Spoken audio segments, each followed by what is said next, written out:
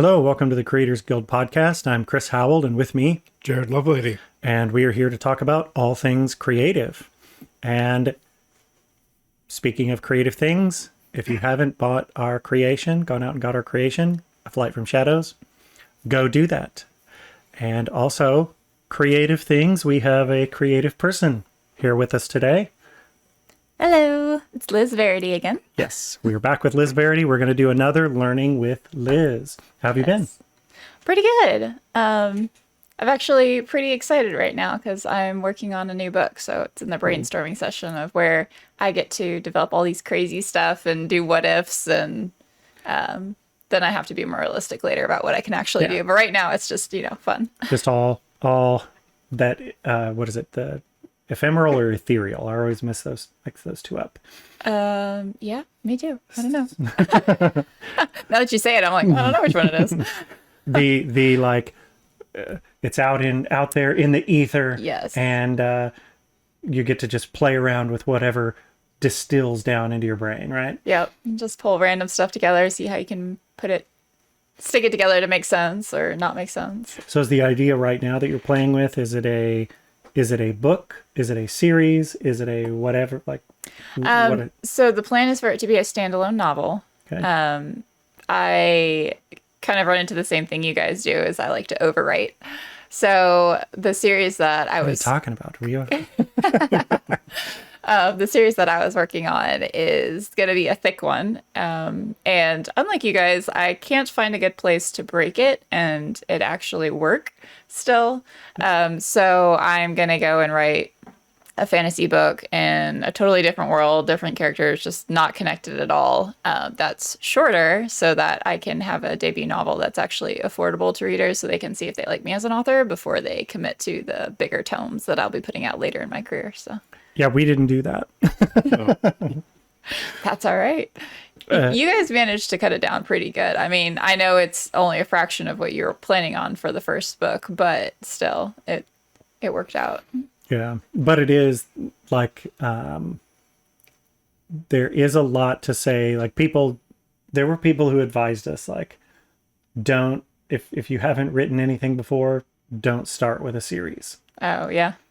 And we were like, thanks for your advice. We're not going to take it. Disregarding it. Yeah. We'll just take that and throw it right here in this trash can over here. Yeah. Not that you like don't start with a series, but like now we have book 1 out, book 2, and we're like, now the pressure's on. Mm-hmm.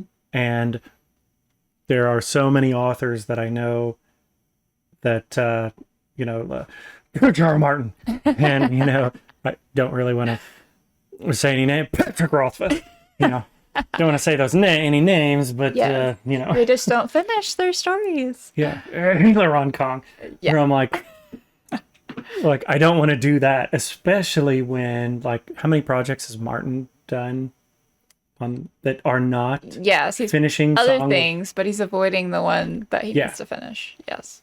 There are authors that have written like in whole entire other series when they're in the middle of like, hey, you're like 5 books into the series. You said it was going to be 6 books long, and it's been like 12 years. Yeah. You've written 3 other series that are 3 to 5 books long. And you just, where's the last book? Yes. Like, what is going on? Yeah, you gotta wonder. It's like, did they just not plot it out so they know how it ends and now they've written themselves into a corner? Or have they just lost the passion and they just don't want to finish it because they spent too many years on it? Like, yeah, it makes you wonder, like, what's going on with them and how can I avoid that? Yeah. But it is difficult when, like, I have other story ideas. Yes. And I'll jot them down. And, Jared, how many times have I been...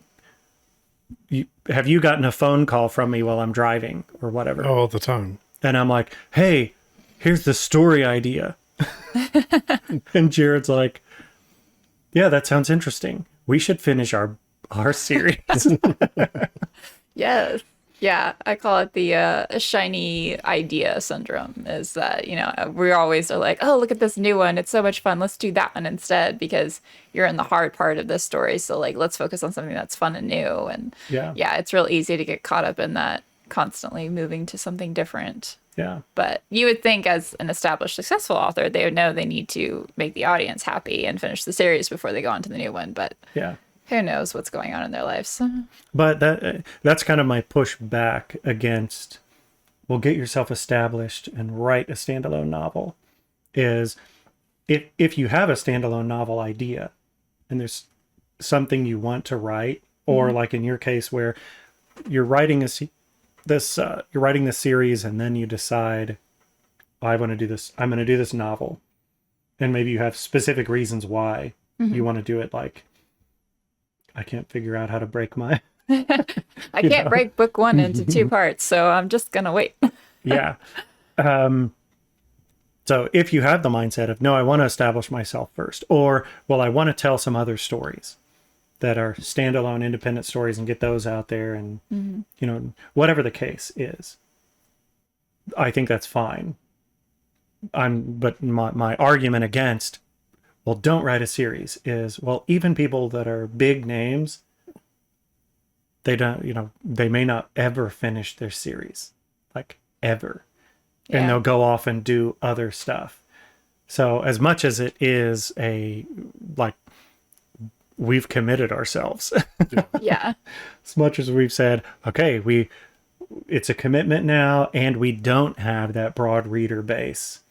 Yeah. Well, how many people have pulled back from reading established authors' books because they're like, well, they're never going to finish this. Yep. The Patrick Rothfuss, the Name of the Wind, Yes. books. Like, I know people that have been like, wait a minute, he's had this much time, and he's been hinting at on and off about the last book coming out forever. Yes. Yeah. I'm one of those. I read book one, absolutely loved it, and then when I realized that he put it out a long time ago and doesn't have book three out and may not be having book three out because he still doesn't, I refuse to purchase book two and give him money until he shows he can prove that he can finish. So, but yeah, I get that, which I've never actually heard people give advice not to start with a series. Usually it's the other way around. But I guess if traditionally publishing, I get it. You have to do what the publishing houses want. And mostly right now they want standalones because they don't want to invest in a series if they don't think you can sell. Yeah. So I get that. But independently. Or maybe you get a movie contract or TV series contract and then you just never finish it. Exactly. And you're like, where are the rest of our books? Yes.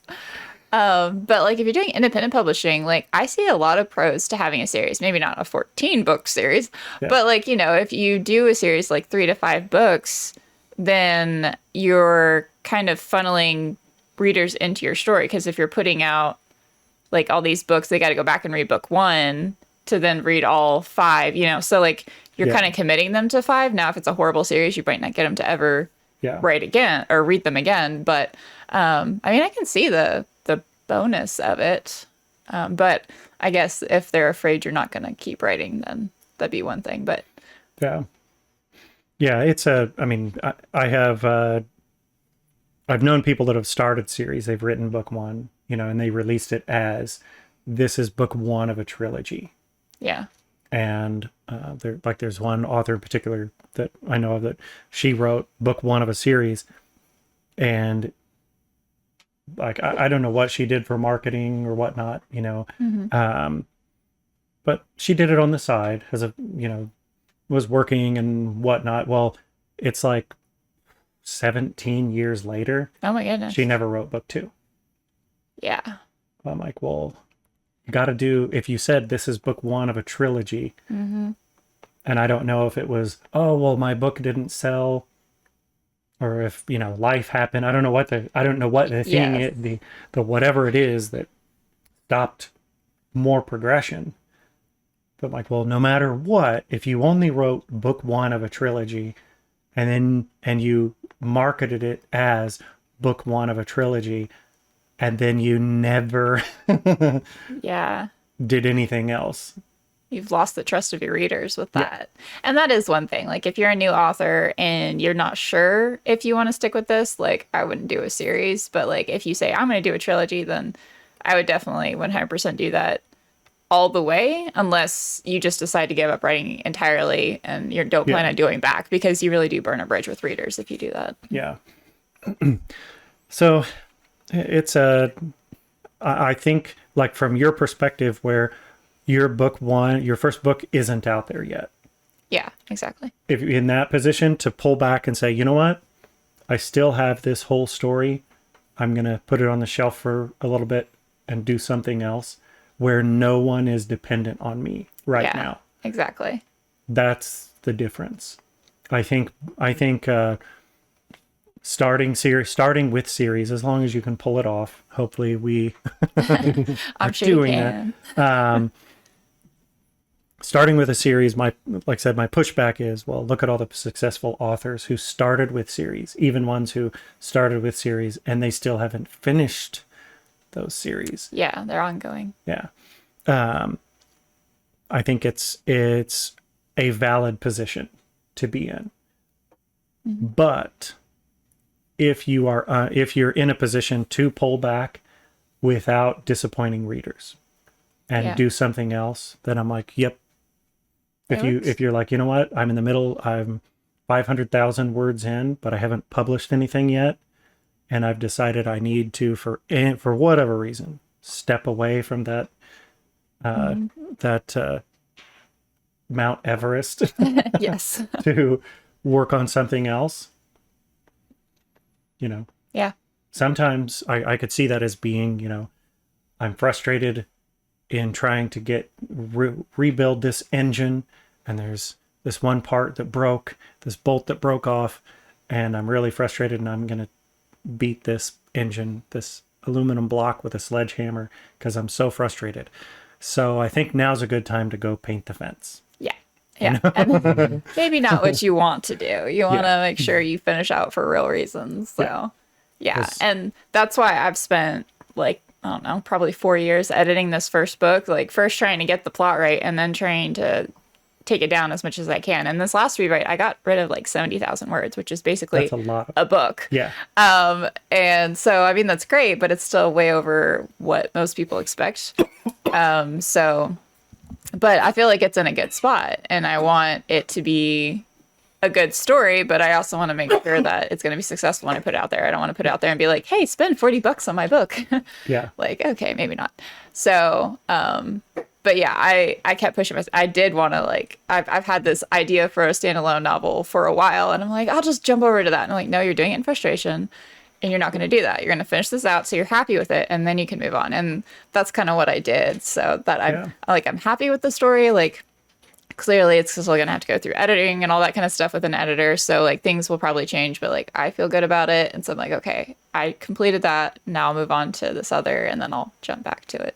Yeah. So. Yeah. Well, I think the other part is depending on the number of projects you have actively going on and what your time, what available time you have to commit to those projects. Yeah. That definitely weighs in. Yes. Yeah. If you're putting out a series and it's like, okay, every 2 years, a new book is going to come out in the series until it's done. And I have time in the middle of that, yep, I'm still sticking to my schedule. And also here's this other completely different novel. Yes. Yeah. Here's this, I'm writing about this murder mystery series that goes on for 5 books. And after book 3 comes out, here's a romantasy. Yeah. Whatever. Yeah. And I know some authors that like to have multiple series going just because they feel different. Like they'll have kind of a lighthearted short one, then they'll have this big, hard, like long epic. Yeah. And then they have like some short stories. And so they'll say like, okay, I'll put out one of these lighthearted ones every year. I'm going to put out one of these every like thick epics every 4 years, and then I'm going to do a short story every other year or something like that. And as long as you keep to that and the readers anticipate like, okay, I only like reading his epics, but I'm going to have to wait 4 years to get the next one. And then they're not like, they're still impatient for it, but they're not upset because you're still Yeah. following what you say you'll do.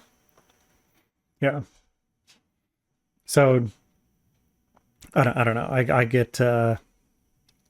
I get really frustrated with the authors that do like 10, 15 other projects in lieu of Yes. Yeah. finishing If you're not what they said they're alternating, gonna yeah, do. if you just shift and don't go back, like that's very aggravating.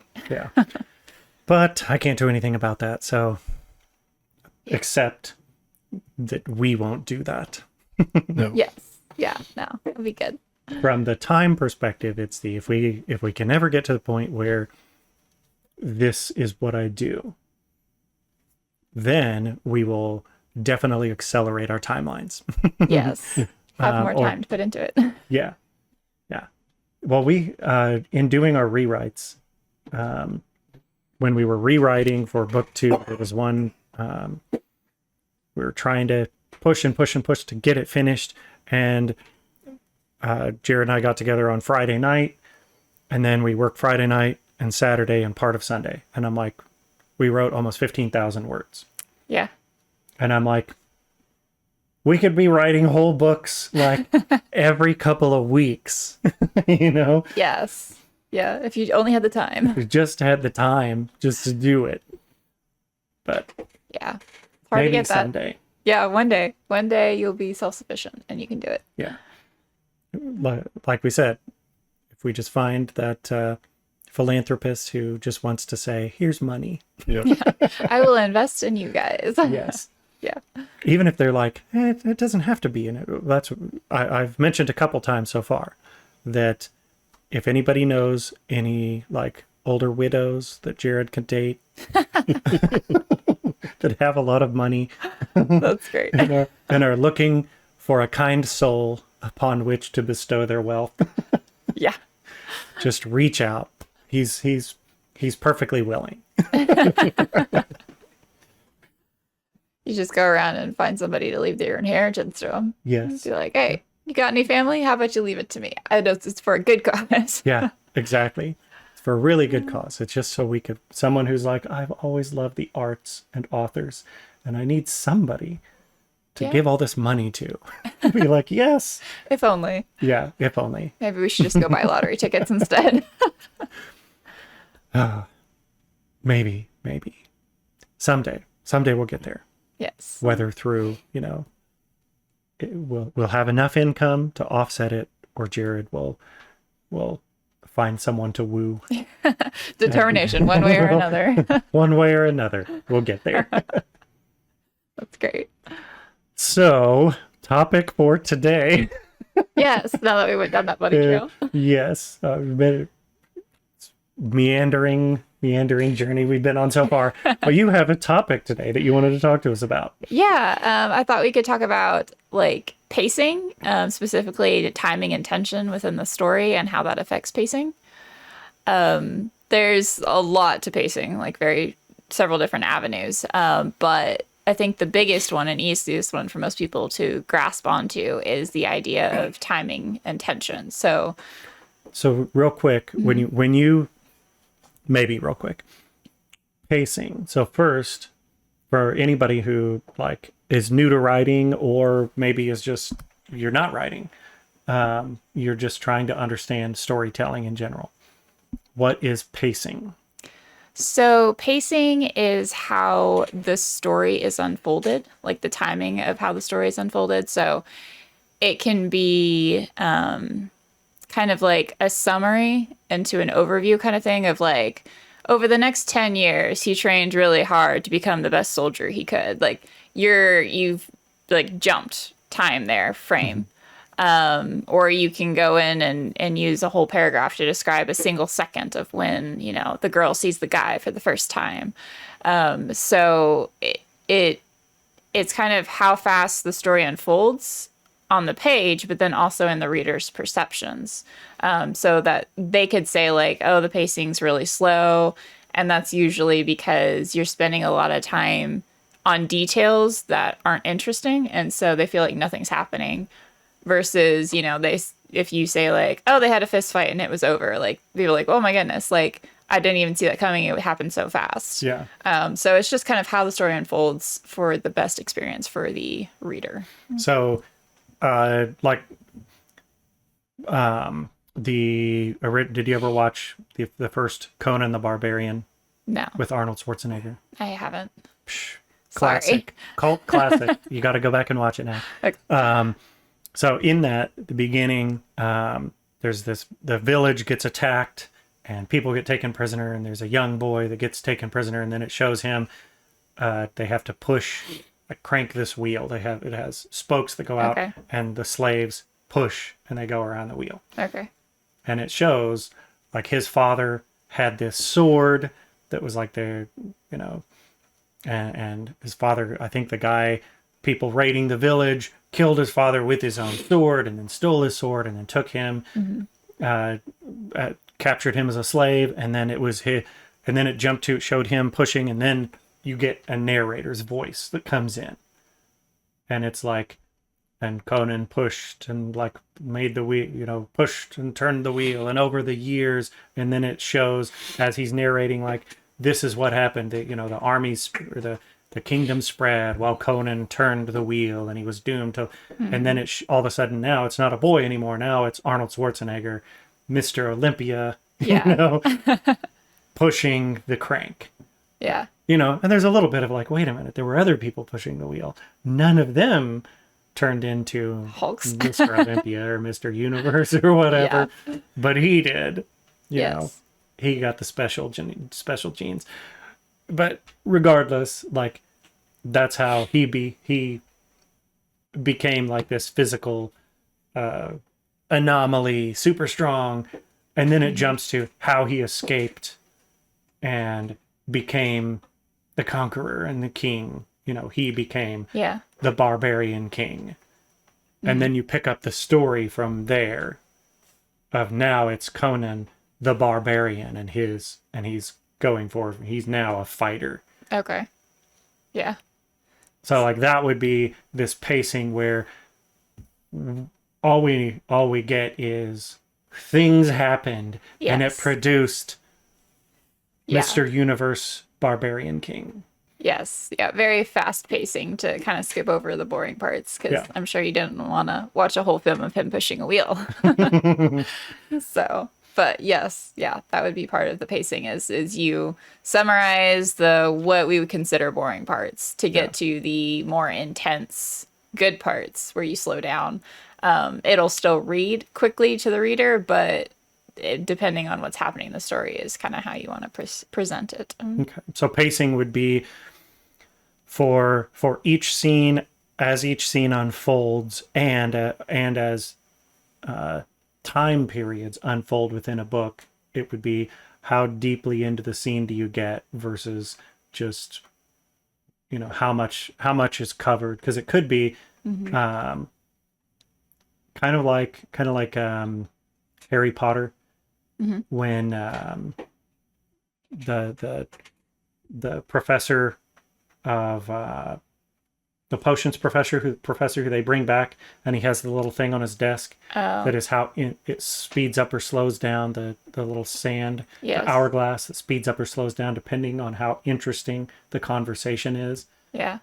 And it's like there are parts of books where you're just like, yep, just let the sand pour through and jump to the next thing. Yes. And other parts where it might only be you're describing a minute or two, but that 1 minute or 2 minutes might be 25 pages long, and the sand is just not even moving in the hourglass. Yes. Yeah, exactly. So what you described is actually two different types of timing for a story.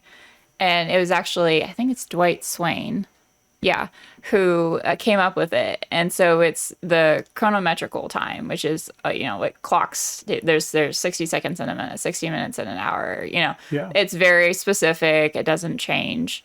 And then there's emotional time, which is it has to do with the person's perceptions. Yeah. And each person can be different. I can sit here for 5 minutes and you can, and I can think it fly by and you're thinking it's dragging on. Yeah. that emotional time is kind of what you're trying to portray in a story. And so you have to speed up and slow down according to what will keep the reader's interest. Yeah. So, And that unfolds as pacing yes, of the story. exactly. The what did you say? Chronometrical. I was like, it's not chronological. So the chronometrical and emotional time, the rate at which it unfolds to accommodate those two Yes. timing pieces, that would be pacing. That would be like the defining factor of the pacing of your story. Yes. Okay. Yeah. So kind of like you said, where you can cover a lot of years in like one sentence. You're covering a lot of years in the book world, but in the reader's world, you're just going through it real fast. Yeah. Versus the other way around, where when you have the emotional timing, you'll have, one moment that's described for, 5 pages. It's very quick in the book world, but it's slow in the reader's world. Yeah. So you use those two to kind of leverage pacing for your reader. Yeah. So just not to beat the dead horse, Sorry, but go ahead.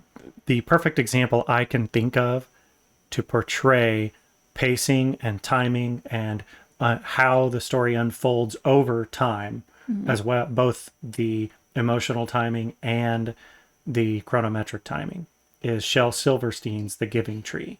Okay. Where it's, it starts, once there was a tree and she loved a little boy. Mm-hmm. And every day the boy would come and he would climb up, and you get these little one sentence per page. And it's the events of he climbs the tree, and I can almost quote this book. Yes. I mean, you have not read this at all, I was literally just quoting it. But we jump from, climbing, swinging in the trees and eating apples and playing, the little boy playing with the tree and making crowns and all the different things. And then it's, but time went by and the tree was often alone. Yeah. And the boy grew, and that's what you get. And it goes from a little boy to like a teenage boy, and to like the heart in the side of the tree when he was a little boy that said me and T. And then above that, another heart that is me and somebody else's initials. Yeah. And it shows him with the girl. And then now it's, one day the boy came back and he says, I want money. And it's like, well, he's an adult now. I want money. Can you give me money? And I'm like, nope, but I can give you apples. And then he took the apples, and then it's like time went by again. And now you have this guy who's like middle-aged man, and then an old man, and then finally at the very end. And so all of those time jumps, you start at the beginning with like the day-to-day life of this little boy playing with the tree and all the things they do, to a single sentence or just a couple sentences with the boy and as an adult. Yeah. A couple sentences with the boy as middle-aged man, a couple sentences as an old man, and then you jump back into, you speed through time and then jump back to now. Yes. The old man came, and now we're back to the moment by moment interaction until the boy, now I'm tired and I just need a place to sit. And then the tree straightened itself up. Well, an old stump is good for sitting and resting. Come, boy, come sit and rest. And the boy did. And the tree was happy.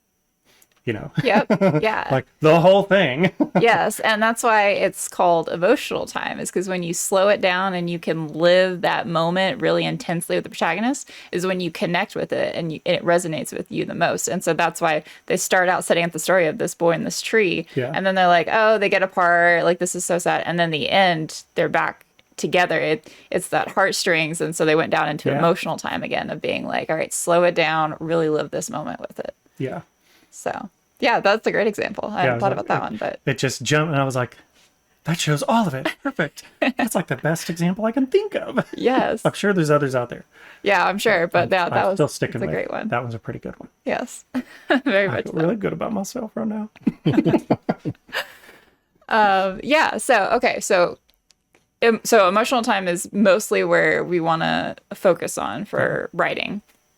And so in that, the which is where history books fail in school, right? yes, they're all summaries, and so they're boring. Yeah. Sorry if anybody likes history, I don't.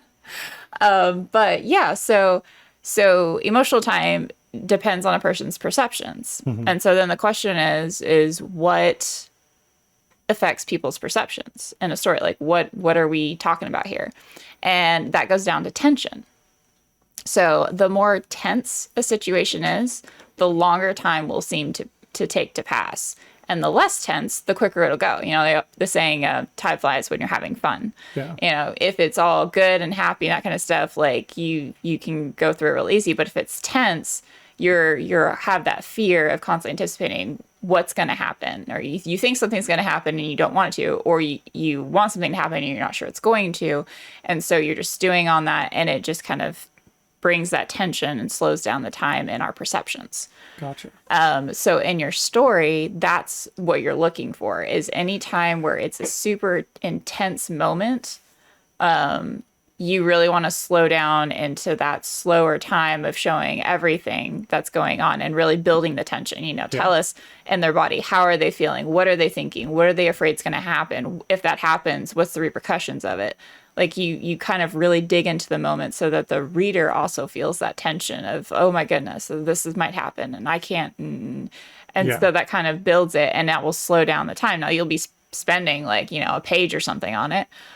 So in writing it, it'll take you longer, but in reading it, it'll bring your reader in deeper into the story. Yeah. And so two things. One, that's probably why days seem so long when you're camping. But Jay because doesn't it's get all it. intense. Oh.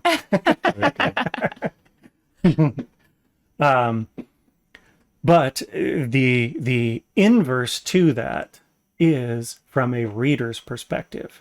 When you're reading those in-depth, intense, you are sucked in. That's when you're like, it's 10 o'clock. I really need to go to bed. I'm just going to finish. And then you're like, it's 3 o'clock in the morning. I have to get up for work in 2 hours. How did I just read?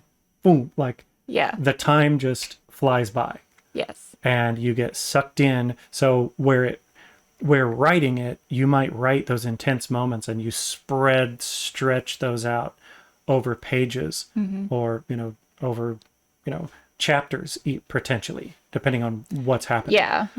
You stretch all of that out and you get all of the detail into what is happening. But from a reader's perspective, that's where, at least for me, you'll be like page, and that Yes. time of reading seems to just zip by. I mean, if you really sucked in and you're like, oh, what's going to happen? What's going to happen? I know my time's going by, but I'm just going to read one more page, Yes. But- yeah, and it's the combination of slowing down the time and speeding it up. Because you can have like a super intense fight scene that you've slowed down for. Yeah. But then afterwards, he goes home, takes a shower, goes to bed or whatever. If you stay in that slow time to describe all of that, you're going to lose the reader because they're like, okay, there's no tension. So it's not as interesting to them. Yeah. So that's when you go into the quicker telling of this. You go into the summary and be like, okay, and the next day or whatever, however you want to say it, but you say it as quick as possible and fill in the gaps that the reader needs to connect one scene to the next. And then when you get to the next tension point, you descend back into that emotional, slow telling of it. You got to do the Elaine from Seinfeld, the yada, yada, yada. Yes, And exactly. yeah. You got to connect it. You can't just go, because if you keep it tense all the way, you also will exhaust your reader, because like our bodies can only handle so much stress and tension, and then we're just exhausted and we're like, I just have to go to bed, like I'm tired. So if you do give them that little moment to kind of back off and then be able to think through what happened and then throw them into it again, that's really the sweet spot of being able to keep them hooked. Yeah. Well, and that kind of goes to, there's perspectives of, like you have standing armies to, potentially you have standing armies to defend, whatever your province or your country or your Yeah. your empire, whatever it is. You have these standing armies. And one of the things that is mentioned in stories where armies exist, not all stories, but in some stories where armies exist, is soldiers get ready to fight and to go to battle, and then nope, no battle's happening. And then they get ready to fight again, and then no battle's happening. And they get ready, and that can lead to it's kind of like the boy who cried wolf syndrome, where Yes. it'll do one of two things. It'll drive complacency, where people stop caring. They stop caring. They like, I don't need to get ready. We're never going to fight. Yeah. Or the other thing can happen where you now have this pent up energy and it leads to internal conflict. Yeah. And, it's like, nope, we don't want to go to war. These guys need to go fight a battle. Yeah. They got to get it out. You can't get them ready for battle and get them on the, prepared for death. And then just keep being like, dump some cold water on you. Yeah. Yes. So the same thing in stories, and your pacing and your time under tension. Mm-hmm. If you're lifting weights and you have too much time under tension, you'll just drop the weight on your chest and not be able to get off the bench. Yes. Yeah, exactly. So you can't hold that indefinitely, because that'll drive people away. They'll either be like, well, I'm never going to get a resolution, I'm going to walk away from it. Or I'm really frustrated that we're not getting a resolution to this tension, so I'm going to walk away from it. Yeah. So either way, it's not good for authors. Yeah, yeah, exactly. Okay, so let's talk about... trying to figure out where we are in my notes. That's called derailment. Yeah, I was gonna say we went down a bunny trail and now I've lost my thought process. When to write tension. So we kind of talked about that a little bit, of when you want to do it. The easiest way to think about it is whenever a situation, like plot wise, if something's about to happen that's going to shift the entire trajectory of the story, or if it's going to shift the mindset of the character, the POV character. Anytime you have kind of like that shift in the story, you're going to have that tension that you want to build up. Now, you can do a shift without having that tension, but it's not as effective. You can say, oh, well, I don't know, she was a victim of a robbery, and so now she's sad or something, and you just move on. It's like, okay, they're gonna be like, okay, fine, she's sad, but they won't feel it. They won't be pulled into it. Yeah. Versus be like, okay, this is a big event that's going to shift how she views her future and how she acts, because she's always going to be scared of someone, coming up and robbing her or something.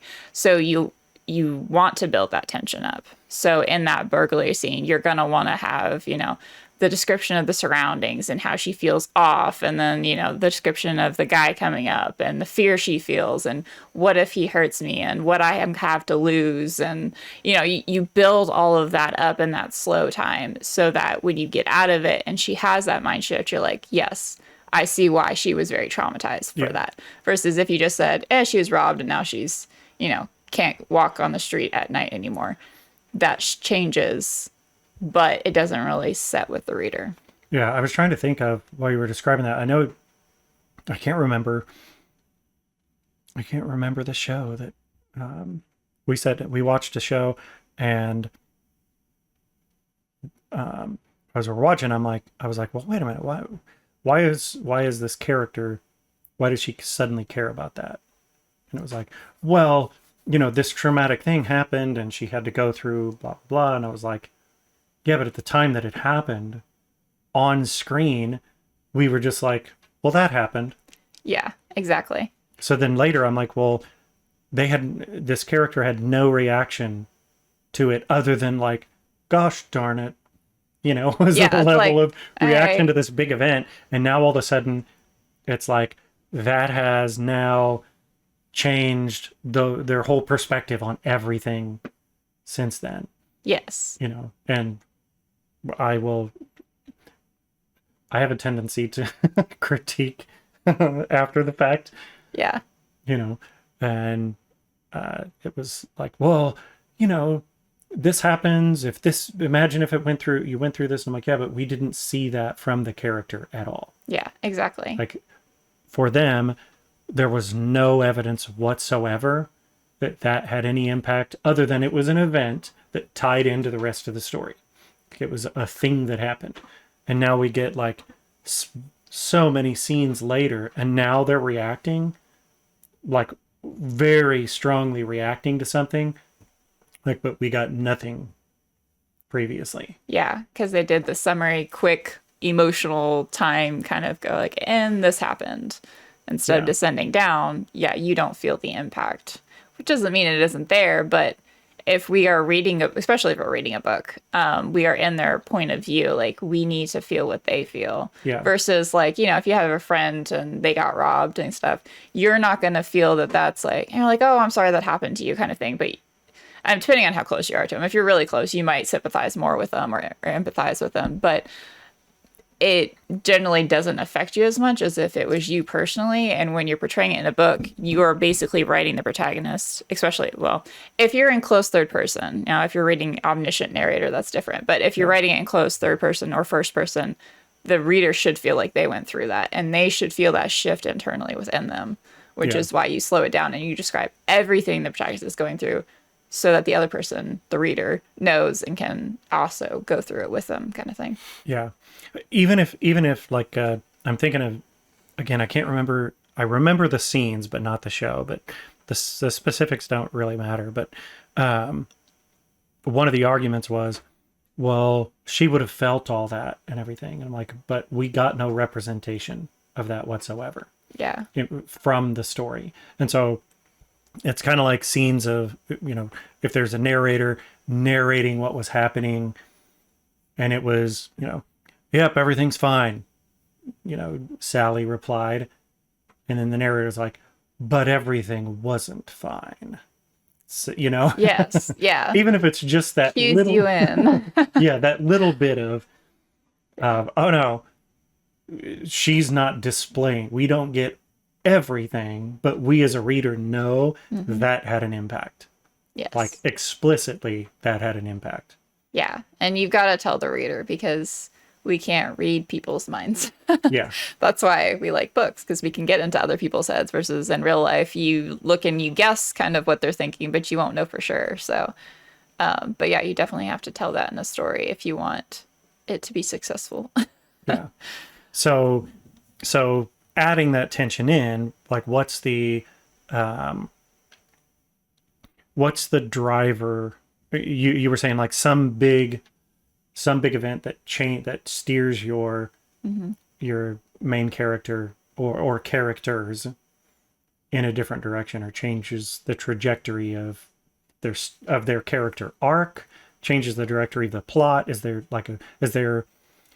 Are there defining rules of when you need to put that tension and when you need to zoom in and when you need to change that timing and intensity? Well, every scene you write should have some part of it where you descend into slow emotional time. If it doesn't, it might not need to be there. Because there should be a shift in every scene you write. So there should be a moment when you have that slow moment full of tension where something's about to happen. But beyond that, like how you write them, the level of tension will differ. So like some moment, you know, a quarter of the way through the book won't be as intense as the midpoint, which won't be as intense as the climax. So you can change the level of tension, and how you decide how much tension you need there's three different factors. There's immediacy. So if something is about to happen like right now, it's a lot more intense than if it's like in 10 years. Yeah. Like you have that level of tension decrease with the time. So the more immediate it is, the more tense it's going to be. So your conflicts up at the front of the book can be, you know, a ticking clock if you want, but it's, you know, all the way, you know, you got a week or whatever. Yeah. But then when you get to the climax, like you got 1 hour. So you increase that tension because of that. And it doesn't always have to be a ticking clock, but it is that point of like, if it's about to happen, it's going to be a lot more intense than if it's not. If it's the series 24. Then it's definitely a ticking clock. Exactly. Yes. The whole time. Where the clock drives the tension. Every single hour. Every single episode. Yes. Exactly. So that's immediacy. The second one is difficulty. So if what they're about to do is really difficult, it's going to be more intense than if it's easy for them. So that can be physically, like, jogging a mile is easy for them, but, jogging 20 miles is going to be really difficult for them. So it can be a physical thing, like even if you want to do fight scenes, if you have a really skilled fighter versus not a skilled fighter, there's really skilled fighters, it's going to be less tense for them than the not skilled fighter. But it can also be a internal difficulty, like if they have some belief that, I don't know, one thing, we'll say all politicians are corrupt and evil. Like that's their belief. If what they have to do has to bank on the fact that this one politician isn't, they're really trying to do good, it's going to be a lot more difficult for them to work with that person or whatever it is than someone who thinks politicians are trying to help the world. Yeah. So it can be an internal thing as well as an external thing, as far as the difficulty is concerned. But again, the more difficult, the more tension. Yeah. And then the third thing is impact. So whatever happens or is about to happen, the bigger impact it has, the more tense it's going to be. So if you have an argument with the checker at a grocery store, like, okay, the most I can do is kick you out of the store and you don't get your groceries, versus having an argument with your, I don't know, wife who is about to leave you and this is the deciding conversation of whether or not she is or not. Like, that's like you're losing a whole part of your life at that moment. So the more impact whatever is about to happen has on the future is going to decide if it's more or less tense. So as you go through the book, you want to increase the immediacy, the difficulty, and the impact of the things that are happening to the protagonist so that it will grow in tension until you hit that final resolution moment where you kind of release all the tension. Does that apply the same to immediacy, difficulty, and impact on your character as immediacy, difficulty, and impact as it affects plot structure? So meaning like maybe this event doesn't change the trajectory of your character, but the outcome of that thing is going to significantly shift what's happening to the story itself. And later on, like maybe that comes back toward your character, but it doesn't necessarily change them. So generally tension is felt in the person. So the person has to feel the tension. So most of the time it's going to affect the character in some way. It might not be like a big emotional impact on them, but maybe they're trying to get this goal and something happened that blocks their path and they have to find a new way around it. So they personally aren't going to be super affected by it, besides the fact that they have to work around it. Yeah, that's I guess that's what I'm getting at is like this close, intense moment. It's going to be intense for them, but when they walk away from it, it's not necessarily going to change their trajectory. Yeah, but it might change the plot. Yes, it could do that. It could be like if there's something unexpected thrown in their path and now they have to deal with that in order to reach their goal, it's going to change their plot trajectory, but maybe it doesn't change them. They still want this A goal, but now they have to do goal B in order to get back to goal A. Or maybe what they really wanted was goal C and they didn't realize it, so they can take a different path to get what they're going for. But yeah, it can change the plot without severely changing the character, but in the moment, the character still needs to feel that tension of this is going to mess up something in my life. Maybe it's not a big personal thing. It might just be an external plot thing. Okay. But it's still, whatever it is, it's got to be something where there is something in the balance. Yes. And that can be anything from, like you were saying, it can be anything from their own sanity, their own personal aspirations, or just a struggle within themselves of their whatever it is they're battling internally to like, are they going to die from the dragon, or can they cross this physical chasm that's in front of them? And the rope snaps and now what? Yes. Yeah, and they can, like you said, feel that tension, but it's just plot motivated. But it's still going to impact them. But it doesn't have to be a huge bit, especially earlier in the book. Like the inciting incident is probably going to shake them up quite a bit. It's going to be intense because that's what gets them from their normal life to, okay, now have this other path we have to take, and that's the storyline. So that one's going to shake them up quite a bit. But then as you go, like you want to increase the tension and show that emotional time going down, but it doesn't necessarily have to like change them as a person every single time. Like if you constantly have a person going, and this changed them so that they fear robbers, and this changed them so that they, I don't know, don't trust politicians. And like if like you're eventually constantly, they lock themselves in their room. yeah, and exactly. They never left, and they have sterile wipes Yes, to yeah, touch exactly. anything, and they wear gloves. Yeah, you don't want to shake them up that much unless the idea is at the end of the story you have an insane person and that's what you want. Like some stories have that, but more or less, yeah, you don't want to do that all the time. Yeah. Is there anything from that like timing and tension and putting it into the story, coming out of the tension and overcoming it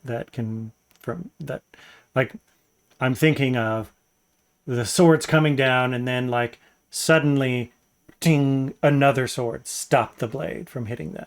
Yeah. And then like that just keeps happening like every time.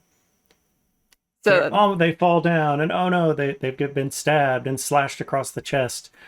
And the sword, the bad guy raised their sword and it's descending on their head, and all of a sudden another sword stops.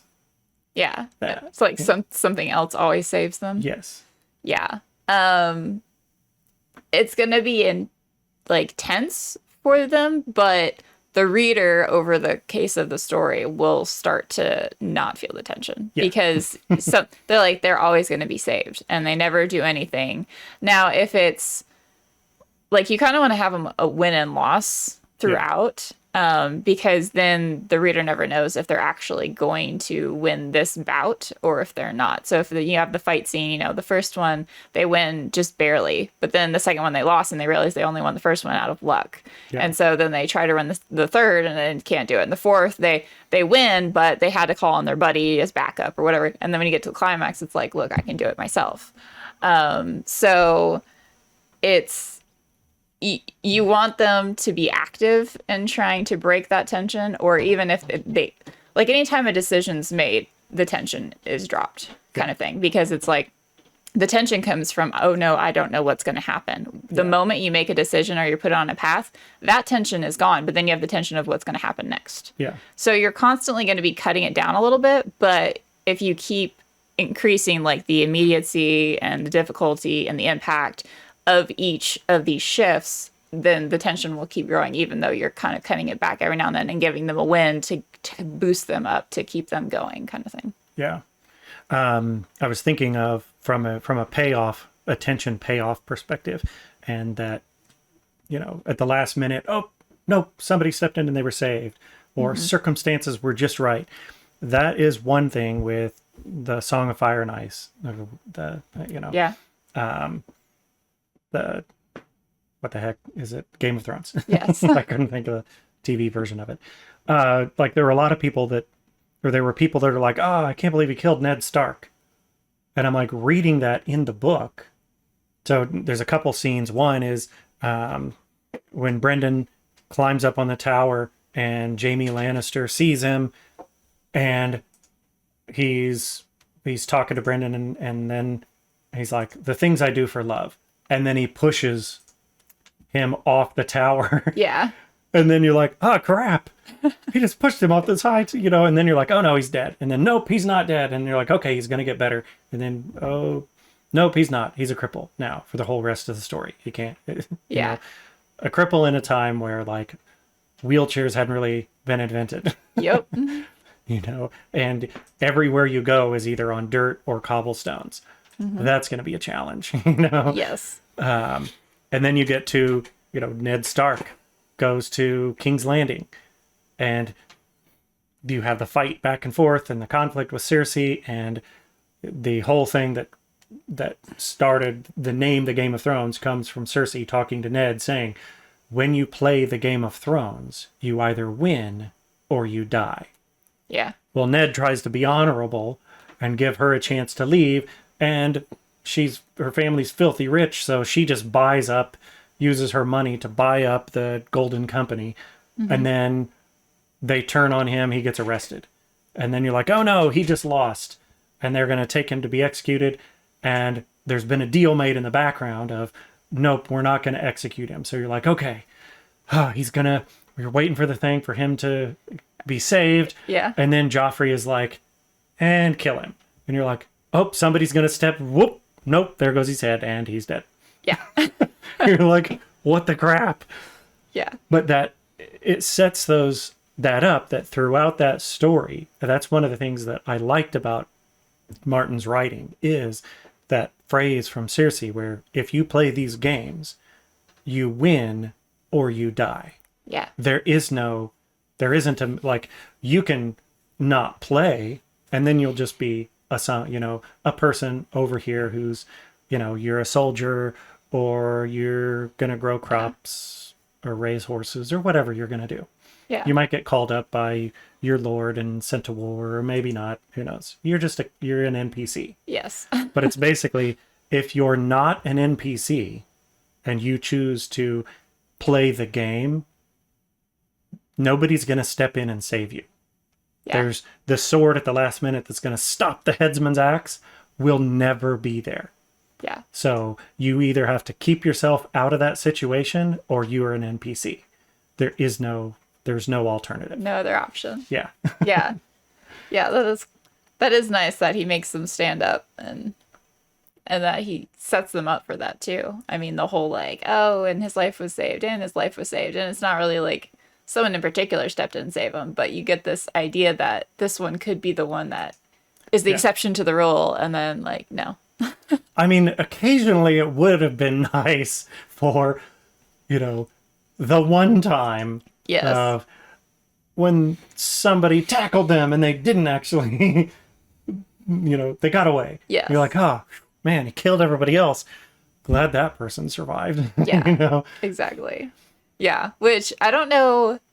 I guess it probably depends on the reader if that builds up the tension or not in the book, because I've heard some people say like they just don't care about any of the characters because they can all die, so like whatever, it doesn't matter. And then other people, they get so much more attached to it because it's like, no, I want this to be the one that lives and whatever, and so they really get into it because they know there's a real possibility that they could die. So depends on the reader. You can go either way with that one, but that's what I was saying. I think he could have thrown, like, just throw us one or two, throw us a bone. One or two is okay. Yes. Like, just don't kill everybody. Yeah. Like, oh, now we're left with all NPCs. Yes. Like, okay, well, I mean, that is kind of what happened. That's part of if you look at the end of Game of Thrones, where I'm like, that's kind of what happened to it, is just, well, everybody's NPCs now. Yeah. You got one person to rule them, and then that's it. But even then, okay, well, he kind of became like, well, that was anticlimactic. He just became an NPC king. Nobody cares. Now he's the king of this kingdom that nobody cares about anymore. You killed everybody. Yes. Yeah. And I'm like, well, you went the opposite. It's that tension thing where you go the opposite direction, where it's always tension, and then you're like, well, I'm either complacent or I'm frustrated, and so I don't care anymore. Yeah, you have to numb yourself to it, because I mean, it's not the same as having a person in real life die, but like a lot of people get attached to characters, and seeing like people you like get killed over and over again, you have to become numb to it. And then if you're numb to the story, you don't care. And so it's hard to get anybody attached to it or build the tension back up again once you get them to the point where they just don't care anymore. Yeah. So there's a definite balance there, and I think Martin did a good job early on in doing that, but then like he went a little overboard. I mean, it's hard when you kill every single person to keep people involved for that long of a series. Like if it was a short series, maybe it would have worked. But going back to that immediacy. So what were the three things? Immediacy, difficulty, and impact. I think that's where it started to feel like, well, all of these things, going back to the Martin example again, like you get to the point where you're like, okay, this is immediate. It is, some of these things are very difficult, but from an impact perspective, I don't care. Yeah. Like they're just gonna die. Yep. And it is. It's like you kind of have to have all three. Um, Maybe you could do it without immediacy, but still, like I feel like if you have something really difficult you have to do and it has a big impact, but you can do it whenever you want, I feel like there isn't a lot of tension in it. And Yeah. same thing, like if you have to do something immediately and it has a big impact, but it's really easy, oh, well, okay, no big deal. And if it's immediate, very difficult, but it doesn't matter what happens, then it's like, whatever. Yeah. So like you really have to have all three to build that tension. Yeah. Thinking of another example of that specifically. Have you watched Galaxy Quest? I don't remember if we've asked this Yes. before. I watched it on your guys' recommendation. So It was good. It was quite funny. I liked all the nods to other science fiction. yeah, like literally, like every cliche, everything. Yes. So the time under tension, including immediacy, difficulty, and impact. They run through the chompers. Yes. And Sigourney Weaver, when she's like, "This is stupid. This shouldn't be here. We shouldn't have to do this." Yes. Who And put he's it like, there? he's like, "It was in the show. It was in the episode." And she's like, "Whoever wrote this episode should die." Yeah. Yeah, I love that part. But then they get through all of this, and it's like, there's the glass. So what do? We break the glass. It's like, and then Like- the thing comes up, and we just push the button. Like, oh, I thought it'd be harder than that. And then he pushes the button, and it goes down. It's like, but the timer didn't stop. And then they're like, oh no, oh no, and he hugs her, and he's like, Gwen, I always meant to tell you. And then they look down, and it stops at 1 second, and she's like, what? And he's like, in the show, it always stops at 1 second. You know? And then they Yeah. rush off, and then she's like, wait, what were you gonna say? You know? Yeah, it's good. Yeah. Yeah, the tension's gone. Yeah, it's like that cliche of they need to fix this right now. It's been incredibly difficult getting through the chompers. They push the button like, oh, that was easy. No, it's not stopping. And then it's like, oh no, it's going to impact everything. The Yes. whole world's going to explode. And then, oh, it just had to stop at 1 second. Yeah. Because that's the rule. Because that's intense right there. 'Cause Yeah. it can only ever stop at 1 second. Yes, exactly. Yeah. That is a good example of a movie that takes tension and just like makes it comedic. Yeah. I mean, because it's not really tense because they're making it comedic, but they are using all of the components of tension. Yeah. So- And they do it a lot, like when he beams Commander Taggart up. Yes. You know, and it's like, wait, the pig lizard, you beamed the pig lizard and it is inside out? And the guy's like, and it exploded. You know? Yeah. And you just get this whole scene of last minute, he's like, I know you're going to save me. I know. And you're like, of course he's going to save him. Yes. But what if he didn't, like, maybe he doesn't get crushed, but he might not actually get saved. He could get captured or drug off or something, Yes. you know?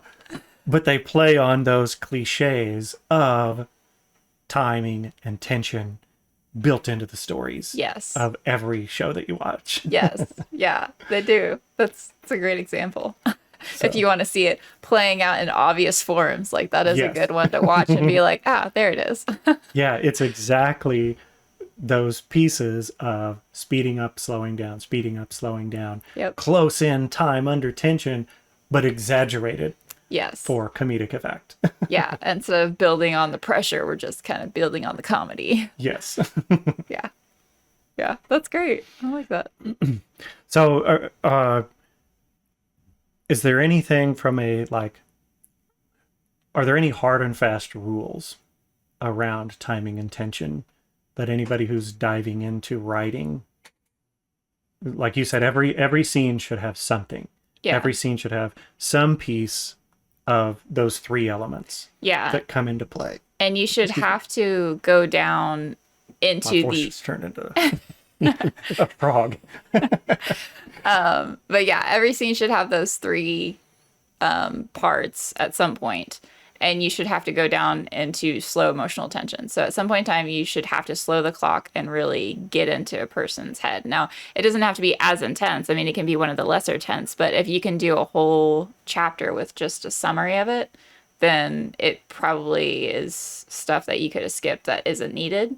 If you wrote a whole book that way, it may just be that you need to learn how to go into the slow, emotional, tense Yeah. things, and that you just reading other people's and seeing how they slow down time, what they describe, because it's all about using the setting to create the atmosphere and using their fears, their anticipation of what's happening, their emotions of what's happened before, physically how they're reacting, like are they trembling, getting all those little details in there before whatever it is, before they make that decision, before the event strikes, when that tension's going to be released, because now we're on a certain path. Yeah. So it's really kind of building in those details at that point. So, but you just take some practice to get that in.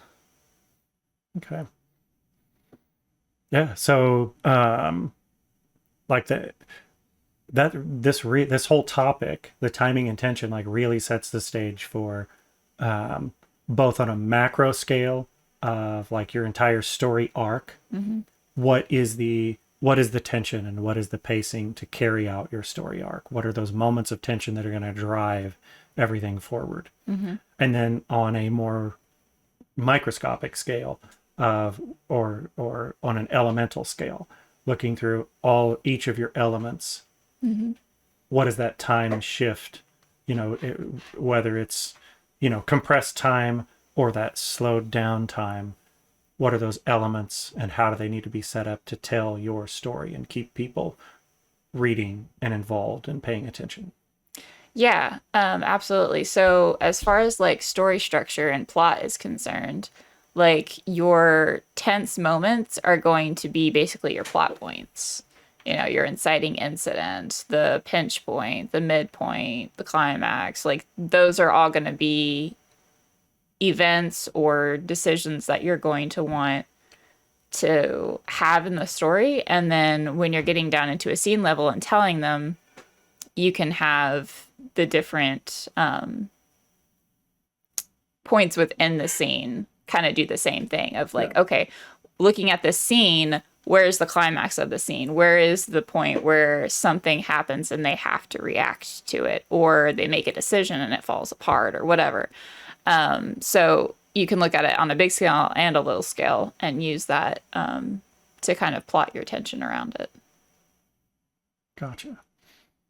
Yeah. So hopefully Yeah. Hopefully that makes sense. that makes sense. And like, I would say walking away from this, like this discussion, kind of wrapping up the whole idea around timing and tension from my perspective would be, as you're creating, when you're first getting your idea down of your story, you want to create something, you're going to have like an idea of what's some big thing that needs to happen that I want to tell a story about, or some of, maybe it's not world shattering, like Emma, or Sense and Sensibility. There are these emotional connecting things that you want to tell a story about. Yeah. Or, the Martian, he's trapped on Mars. Yes. That's a pretty big, there's going to be a lot of moments where you live in a vacuum in space and death is right outside that wall. Yes. Every single moment, death is right outside that wall. You start with, what is the big tension? Yeah. Kind of the premise. Yeah. Mm-hmm. Yeah, exactly. It's your premise is there's some tension that needs to be resolved. Yeah. You need a resolution to some tension that has been built. But then from a timing and tension through your story, like you were saying, those plot points, what are those moments, those individual moments that you need to draw readers in to tell the whole arc of this giant of the overall resolving tension to get to the end? Yeah. If you can figure that out, you have a story. Yes. That's it.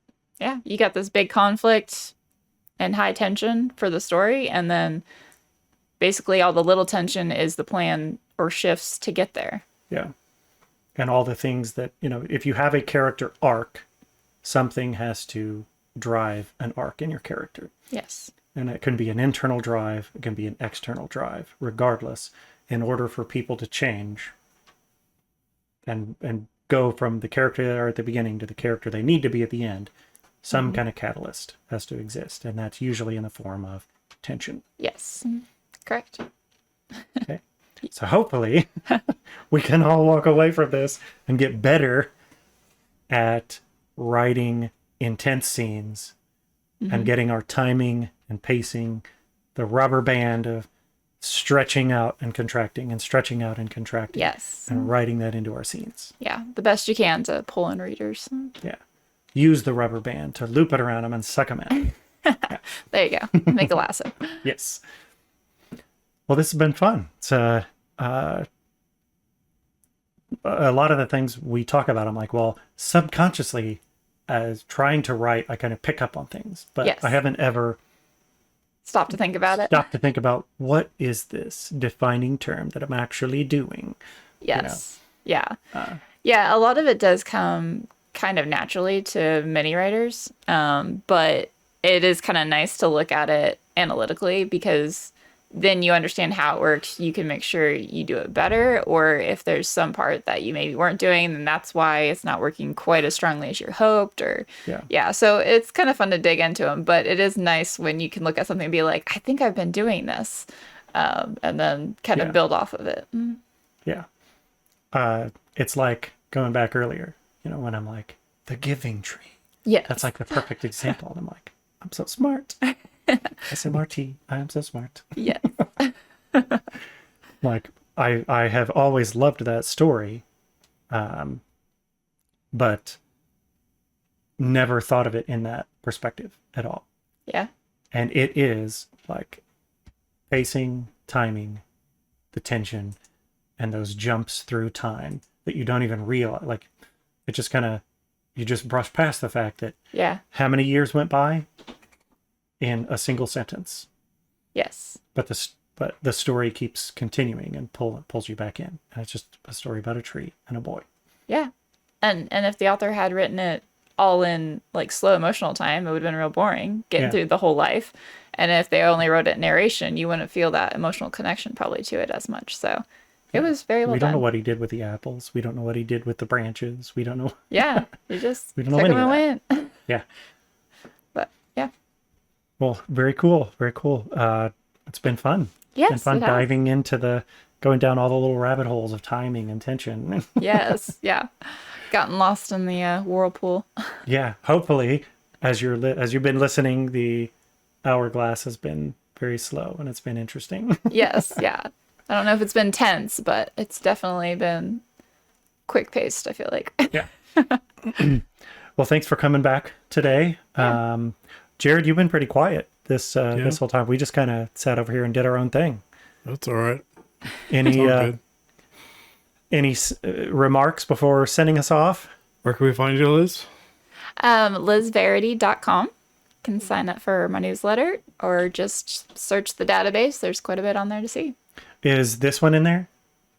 Yes. Just out of If curiosity. you go to the search bar and you put in timing and tension, it should pop up. I don't know the full title. I think it's pacing, or how does timing and tension affect pacing, something like that. But if you put timing and tension in there, it'll pop up and you can look into the details there. Yeah. And from a comparative perspective, like what you have on your site is a lot more than, like, from an analytical perspective, and getting into detail is like even more than what we've talked about in some cases. Yeah, generally I try to go in a little deep, not too deep because I don't want to lose readers and technicalities. But yeah, I try to give examples and make sure that it's clearly spelled out so people can follow. So if you had a hard time following, maybe reading it would be easier. I like to derail things. No, it's good. You throw out a lot of examples. I think that really puts it into perspective. So that's great. Or puns or rant dad jokes about camping or whatever. Well, thanks for being here with us today. Yeah, it was fun. And thank you for coming along for the ride. Like I said, LizVerity.com. Go find her, sign up for her newsletter.